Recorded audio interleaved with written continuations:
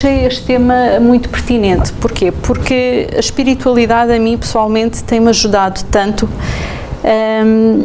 e sendo a juventude uma fase da vida que traz tantos desafios e estar tanto na voga de comentar os jovens por determinados comportamentos, eu achei pertinente ir tentar perceber até que ponto é que a espiritualidade também os pode ajudar a eles. E é esse meu estudo que eu quero hoje aqui partilhar um pouco convosco e as descobertas que fiz, porque acho que realmente temos um papel fundamental também em ajudar os jovens a descobrir esta espiritualidade, para os ajudar a superar os desafios próprios da juventude.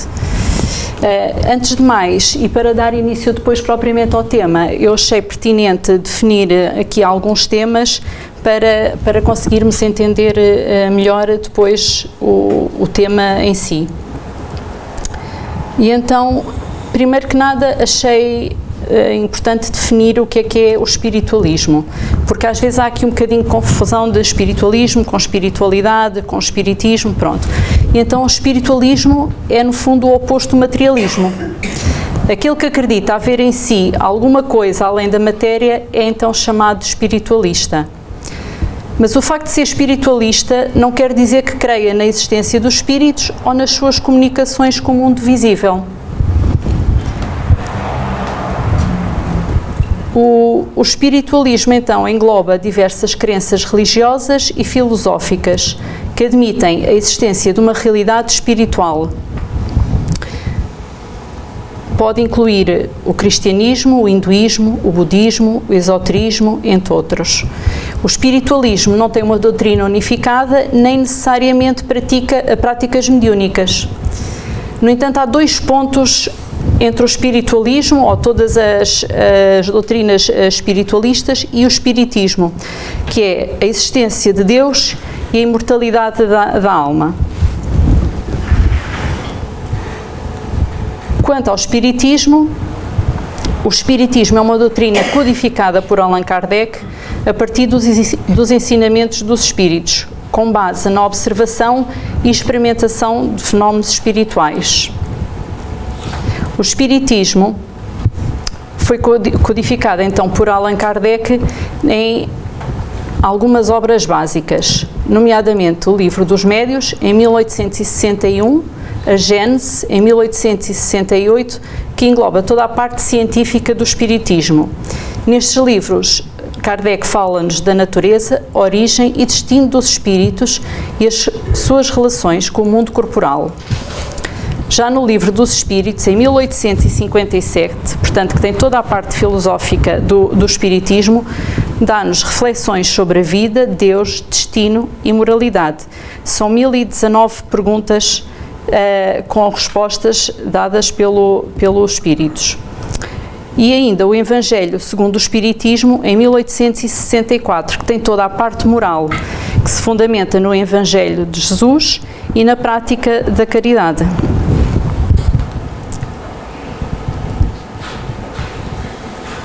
O Espiritismo é, assim, a ciência que trata da natureza, origem e destino dos espíritos, bem como das suas relações com o mundo corporal.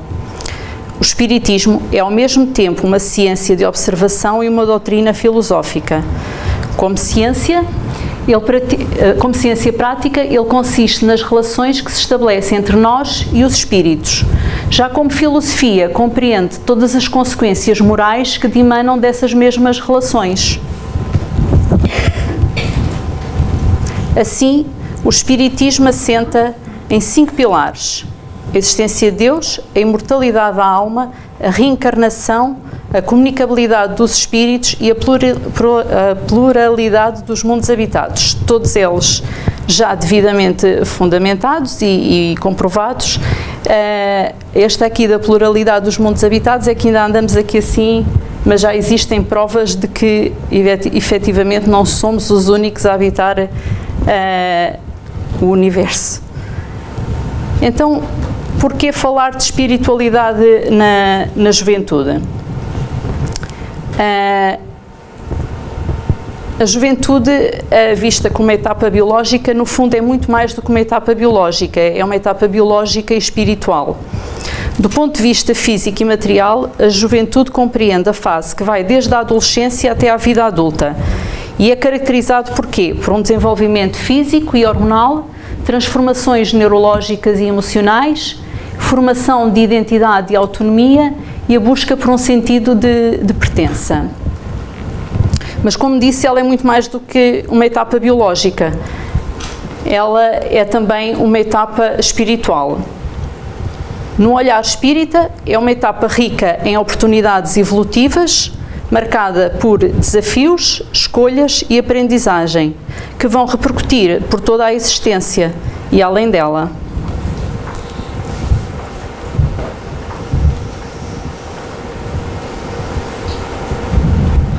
Allan Kardec, no Livro dos Espíritos, na questão 132, pergunta: qual a finalidade da encarnação dos espíritos? E a resposta é clara: com a encarnação os espíritos visam um fim, progredir. Ou seja, do ponto de vista espiritual, a juventude não é a primeira vez que o espírito passa por essa experiência. Cada jovem é um espírito reencarnado já com um passado.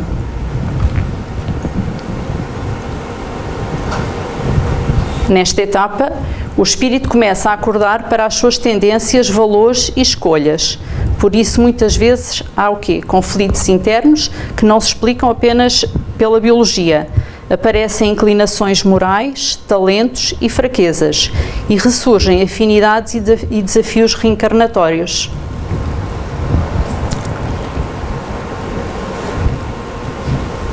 O jovem é então um espírito imortal, com um passado espiritual próprio e traz consigo tendências, virtudes e vícios adquiridos de outras vidas, o que o coloca diante de vários desafios interiores.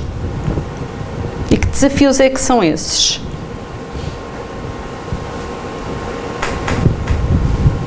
Identidade espiritual, conflito entre razão e emoção, busca por aceitação, influência de lembranças espirituais. Acho que todos nós já passamos por esta etapa e todos nós nos lembramos pelo menos de alguns destes desafios, de ter enfrentado alguns destes desafios.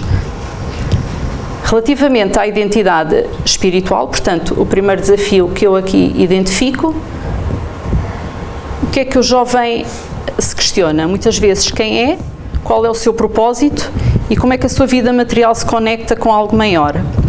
Pode surgir a dúvida sobre a sua origem como espírito imortal e o que é que está a fazer neste mundo.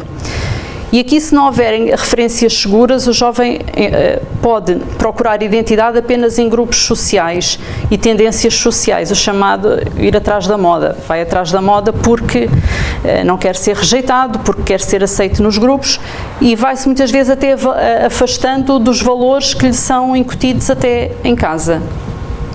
Para os influencers, não é? Pois, que está muito na voga, exatamente. Depois surge um outro desafio, que eu já identifiquei, que é o conflito entre razão e emoção. É típico da juventude viver intensamente as emoções. Portanto, ele está numa fase de desenvolvimento da capacidade de reflexão e análise crítica, aquela fase em que eles acham que são donos e senhores da razão, que eles é que sabem efetivamente. Mas é normal, é normal. Nós todos já passámos por isso e mais à frente eu vou falar das estratégias para conseguirmos lidar com isto. Estás, garantidamente. Garantidamente. Ele até pode compreender, o jovem até pode compreender intelectualmente o que é correto, portanto a razão, mas sentir uma forte atração por atitudes impulsivas ou prazeres imediatos, que é a parte emotiva. Pronto, isto também é típico da juventude, o agora, o querer o agora. O que o leva aqui a decisões precipitadas, arrependimentos e a comportamentos que muitas vezes vão dificultar o seu progresso moral.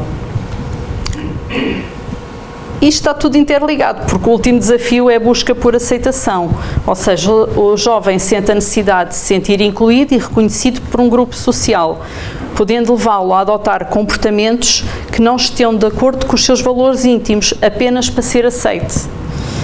correndo o risco de quê? Ele muitas vezes até vai, lá está, atrás da moda, atrás do que é socialmente preconizado na altura, não é? E pode levar muitas vezes a quê? A perda de identidade, porque no fundo está a ter um comportamento que se calhar até nem tem a ver com o eu íntimo dele, abandonando muitas vezes os princípios morais que já traz, que o próprio espírito dele já traz intrinsecamente, ou valores que até lhe sejam passados em casa, por isso também muitas vezes há aqui assim um choque entre jovens e pais, e uma fragilidade emocional também diante das rejeições, que muitas vezes quando tentam fazer frente e tentam levar realmente os valores que têm interiormente à frente, quando são rejeitados, depois ficam aqui um bocadinho fragilizados emocionalmente. Um outro desafio também é a influência de lembranças espirituais. Embora não nos lembremos conscientemente de vidas passadas, tendências, aptidões e inclinações atuais estão relacionadas com experiências anteriores. Estas influências anteriores podem manifestar-se como talentos, facilidades, mas também como medos, conflitos ou impulsos negativos. Eu gostava de falar, não sei se por acaso viram, esta semana deu num dos telejornais, penso que da TVI, uma criança com 3 anos que tocava piano de uma forma que é assim, eu por acaso não sei que dia foi, mas um menino prodígio. Portanto, uma criança que aprendeu aos 2 anos a tocar piano, aos 3 anos, que era a idade atual dele, ia dar um concerto com um maestro assim, XPTO. E ele aos 2 anos, antes de saber falar, ele tocava piano de uma forma, pronto, não parecia, ele parece a tocar piano e não parece que alguém está a tocar com as mãos dele, porque aquilo até é inacreditável como é que uma criança com 3 anos toca piano e as mãos mexem-se no piano daquela forma, sem olhar para o teclado, sem nada. Portanto, isto realmente só com influências de vidas passadas, portanto só com algo com talentos que já trazemos de vidas anteriores, porque como é que se explica realmente que uma criança com 2 anos, antes de saber falar, saiba tocar piano desta forma? Agora, só alguma coisa já está a mudar na televisão. Por acaso é um canal que eu até nem gosto, que é a TVI, mas eles agora têm o hábito, o José Alberto Carvalho, se me falha a memória, o nome do pivô, de terminar o telejornal com uma notícia positiva. Aleluia, está melhorado. E então termina o telejornal sempre com uma notícia positiva, nacional ou mundial. Foi nessa secção que inserirmos isto que a Silvia referiu. Sim, mas aquilo é verdadeiramente, pelo menos aquilo para mim foi verdadeiramente emocionante, ver aquele miúdo com 3 anos a tocar piano daquela forma. Sinceramente, a mim vieram umas lágrimas aos olhos, porque é assim, não há outra forma de justificar aquilo. Aquilo é de uma pessoa se derreter a olhar para aquilo, pronto. Mas pronto, podemos trazer realmente influências positivas, mas também podem vir influências negativas, como medos, conflitos ou impulsos negativos de vidas anteriores, o que poderá levar a uma repetição dos erros de outras encarnações e resistência à aprendizagem moral. Uma das coisas que surge também na juventude é o livre-arbítrio. Ou seja, na juventude o espírito reencarnado desperta para a autonomia. As escolhas deixam de ser feitas pelos pais e passam a ser responsabilidade do próprio jovem. Dá-se o desenvolvimento do livre-arbítrio, começa a fazer as suas próprias escolhas e assume consequências espirituais e morais pelos seus atos. Também Kardec nos fala sobre o livre-arbítrio num dos seus livros, no Livro dos Espíritos. Na pergunta 843, Kardec pergunta aos espíritos: tem o homem o livre-arbítrio de seus atos? Ao que eles respondem: pois que tem a liberdade de pensar, tem igualmente a liberdade de obrar. Sem o livre-arbítrio, o homem seria uma máquina. Kardec pergunta ainda: do livre-arbítrio goza o homem desde o seu nascimento? Ao que os espíritos respondem: há a liberdade de agir, desde que haja vontade de fazê-lo. Nas primeiras fases da vida, quase nula, é a liberdade que se desenvolve e muda de objeto com o desenvolvimento das faculdades, estando seus pensamentos em concordância com o que a sua idade reclama. A criança aplica o seu livre-arbítrio àquilo que lhe é necessário. Portanto, até a criancinha tem livre-arbítrio, claro que dentro e o adaptado à sua idade e às suas hipóteses de escolha. Kardec pergunta ainda: não constituem obstáculos ao exercício do livre-arbítrio as predisposições instintivas que o homem já traz consigo ao nascer? Ao que respondem: as predisposições instintivas são as do espírito antes de encarnar, conforme seja este mais ou menos adiantado. Elas podem arrastá-las à prática de atos repreensíveis, no que será secundado por espíritos que simpatizam com essas disposições. Não há, porém, arrastamento irresistível, uma vez que se tenha a vontade de resistir. Lembrai-vos de que querer é poder. Assim, o livre-arbítrio é, no fundo, a liberdade de escolher entre diferentes caminhos: o bem ou o mal, o certo ou o errado, o imediato ou o eterno.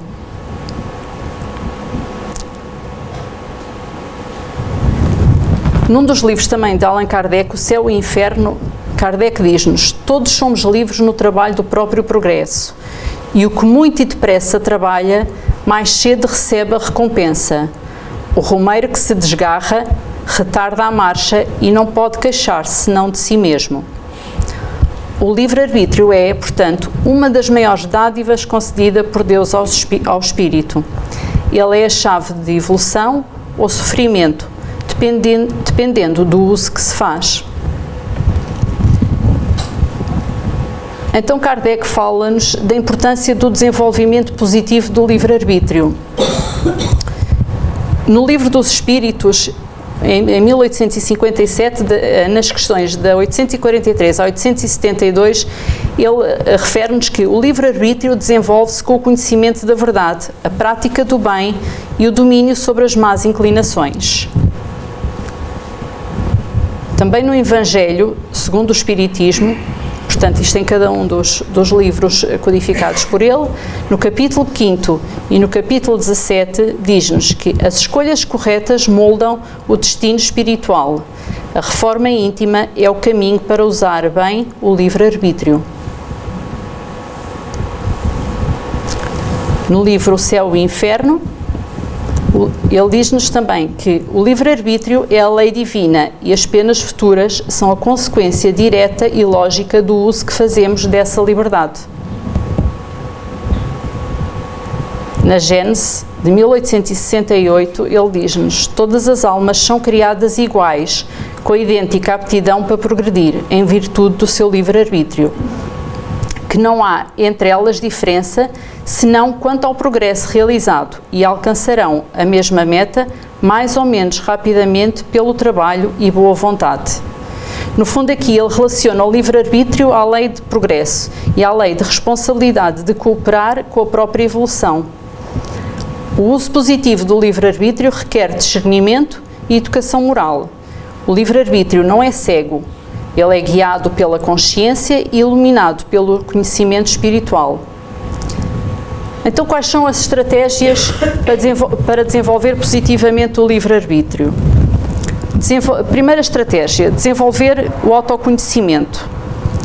Também aqui, a Kardec, no Livro dos Espíritos, nos diz, na questão 919, qual o meio prático mais eficaz que tem o homem de se melhorar nesta vida e de resistir à atração do mal? E a resposta é esta: um sábio da antiguidade já vos disse: conhece-te a ti mesmo. Kardec complementa ainda: conhecer-se a si mesmo é, portanto, o mais eficaz de todos os meios para se melhorar. Sabermos quem somos, o que sentimos e quais são as nossas tendências e desafios internos. Segunda estratégia: cultivar valores cristãos. O Evangelho é o maior código moral para orientar as escolhas. Ouvir os outros. Terceira estratégia: Pais, e é aqui que nós entramos, pais, educadores, ajudam a ampliar a visão e evitar escolhas precipitadas. E praticando, a quarta estratégia, praticando a vigilância espiritual. A prece, e aqui entenda-se por prece, o nosso encontro íntimo com Deus, com os bons espíritos. A prece não precisa de ser necessariamente uma oração daquelas com palavras caras, extensa. É um encontro íntimo nosso com Deus. Pode ser de 1 minuto, breves segundos. É um encontro com Deus, um encontro interior com Deus. Os bons pensamentos, o envolvimento em práticas comunitárias que ajudem a resistir às tentações e às más influências, a meditação e frequentar os centros espíritas, que ajudam no desenvolvimento da espiritualidade. E porquê que a espiritualidade é tão importante na vida dos jovens?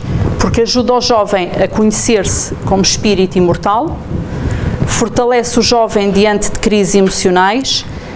A espiritualidade oferece uma âncora emocional ao jovem, e a fé racional e consoladora do espiritismo acalma a alma e restaura a paz interior. E ajuda também, a espiritualidade ajuda também a orientar as escolhas. Com a espiritualidade, o jovem avalia as suas decisões usando a consciência e os princípios do bem. E isto que eu vos trouxe aqui, e esta importância da espiritualidade na vida dos jovens, não é algo de novo, é algo que já foi debatido por médicos e cientistas. E eu trago-vos aqui 2 excertos de um médico brasileiro que teve cá nas jornadas espíritas de cultura espírita do Oeste, não é? O Dr. Alexandre Moreira Almeida. São 2 pequenos excertos dele exatamente sobre estes temas. Um deles, saúde mental sem espiritualidade e impacto da religiosidade na felicidade das crianças. Que é a dimensão espiritual. Exatamente. Não é isso? Exatamente. E as pessoas às vezes confundem dimensão espiritual com religiosidade. Isso. Que pode até ser traduzido de alguma forma. Uma pessoa pode, o meu lado espiritual eu cuido com uma determinada religião. Mas espiritualidade todo mundo tem. Isso, espiritualidade é todo um conceito bem, assim, tem uma série de dúvidas sobre esse conceito, claro. Mas a maior parte, se a gente for ver o seguinte, o que tem em comum todas as tradições espirituais na história da humanidade? Se for pegar budismo, hinduísmo, Yanomamis no Brasil, cristianismo, todas falam que existe uma dimensão espiritual transcendente da realidade, que transcende esse mundo material que eu vivo. Tem alguma coisa que vai além deste mundo que a gente vive. Essa dimensão, que alguns chamam de espíritos, deuses, ancestrais, seja o que for, é a base de todas as tradições espirituais que a gente conhece. Então, e mais, todas as tradições dizem que essa dimensão transcendente, ela é algo fundamental, ela é o mais importante de tudo. Então, seria o mais verdadeiro de nós. Exato. A espiritualidade seria essa dimensão transcendente e sagrada do ser humano, que pode estar num grupo de pessoas que compartilham crenças e práticas. Isso é a religião. Para a maioria da humanidade, a espiritualidade acontece dentro de uma religião, mas é possível ter a espiritualidade fora de uma religião. Que é uma condição humana, né? Isso é muito interessante. Hoje em dia a gente sabe, desde as pinturas rupestres, 30 mil anos atrás já se sabe que tem demonstração de espiritualidade. A espiritualidade está com o ser humano desde que o ser humano é ser humano. Não há uma cultura, uma civilização, nada em que a espiritualidade não tenha tido um papel muito importante. Impressionante isso que você está falando, porque assim, eu gosto muito de filosofia. E quando você lê filosofia, está lá. Né? Você vai ver sempre essa transcendência, como o mundo, o universo material é quase ilusório, que existe uma transcendência maior. O maior pesquisador do mundo na área de ciência e espiritualidade, ou saúde e espiritualidade, o Harold Koenig, nos Estados Unidos, na Duke University, ele tem uma newsletter em que ele publica todo mês os destaques e, inclusive, ele destaca as principais pesquisas realizadas no mundo durante o período. E tivemos a honra de que uma pesquisa do NUPES sobre o impacto da religiosidade e espiritualidade, sobre a felicidade de crianças de 10 a 11 anos, foi selecionada pelo Harold Koenig para ser um dos destaques da sua newsletter, a Crossroad. Essa aí que vocês veem a imagem na tela. E esses dados são muito importantes porque foi uma pesquisa realizada aqui em Juiz de Fora com alunos do 6º ano, ou seja, antiga 5ª série, e se identificou que 68% desses jovens concordavam fortemente em acreditar que tem um Deus que cuida deles, e 29% concordavam de modo bastante, ou seja, a imensa maioria das jovens acreditava que havia um Deus que cuidava deles. E o mais, muito interessante, 88,7% indicaram que religião ou espiritualidade era algo importante para eles. Inclusive, numa escala de 1 a 10, de 10 coisas da vida, nós perguntamos para a importância para eles, desde videogame, futebol, outras coisas, inclusive família e Deus, eles colocaram em primeiro lugar Deus, segundo a família. Nem os pais dessas crianças, que nós também investigamos, achavam que as crianças avaliavam tão bem isso. Agora, outro dado muito impressionante, primeiro, além do alto nível de religiosidade dessas crianças, o segundo dado foi a alta relação entre ter uma visão mais religiosa, espiritual da vida, um grande impacto sobre a felicidade desses jovens. Só para a gente ter uma ideia, a criança que respondia que nunca sentia a presença de Deus na vida deles, ela tinha 14 vezes menos chance de estar entre a metade das crianças mais felizes. E essa pesquisa foi o mestrado da Vívia Hagen Oliveira, psicóloga que fez o mestrado conosco no NUPS, sob coorientação da Márcia Fávero de Souza, né? E esse artigo foi publicado na International Journal of Latin American Religions. Na juventude surge também muitas vezes a mediunidade. E a juventude é um período de despertar espiritual intenso. O espírito, ainda em processo de adaptação ao corpo físico, começa a reconectar-se com a sua natureza imortal, com experiências de vidas passadas e com o mundo espiritual. É nessa fase que muitas vezes a mediunidade aflora de forma mais evidente, o que pode gerar muitas vezes confusão, medo ou até desequilíbrio, se não houver orientação segura. E com certeza aqui no Centro Espírita muitas vezes há a vinda de jovens que têm realmente algum desabrochar desta mediunidade e que vêm a pensar que poderá ser outras coisas e às vezes até confundido com distúrbios psiquiátricos e não, pronto, é mesmo a mediunidade a aflorar e que, pronto, e infelizmente ainda nem todos estão despertos para esta situação, de que realmente na juventude há um aflorar da mediunidade e ainda não se consegue ver muitas vezes as coisas dessa forma. E o que é então a mediunidade? Kardec diz-nos que toda a pessoa que sente em qualquer grau a influência dos espíritos é por esse facto médium, ou seja, a mediunidade é uma faculdade natural de perceber ou intermediar a influência dos espíritos. Não é um privilégio, nem um castigo ou um milagre. É um sentido que faz parte, é um sentido tal e qual como a audição, o olfato, o paladar, que faz parte da constituição do ser humano. Então, e perante tudo isto, qual é que é o nosso papel enquanto pais, ou enquanto tios, ou enquanto educadores? Primeiro ponto, devemos ser orientadores morais. Os pais não são donos dos filhos, mas orientadores dos espíritos imortais. Por isso devem ensinar o que é certo e errado, cultivar valores cristãos pelo exemplo diário e não aquela ideia do faz o que não faças o que eu faço, porque a melhor forma de educar é pelo exemplo diário. Corrigir com firmeza e doçura sem humilhar, ser referência espiritual mesmo diante dos erros e fortalecer os filhos com palavras de fé e incentivo. Devemos ser também apoio emocional. O jovem precisa de ser ouvido, compreendido e acolhido, especialmente nos momentos de angústia, e a juventude é efetivamente um momento, muitas vezes um momento de angústia para eles.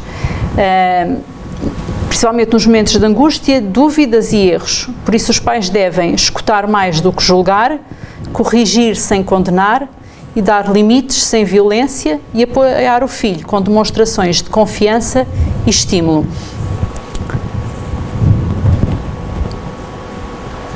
Devemos ser ainda provedores de luz.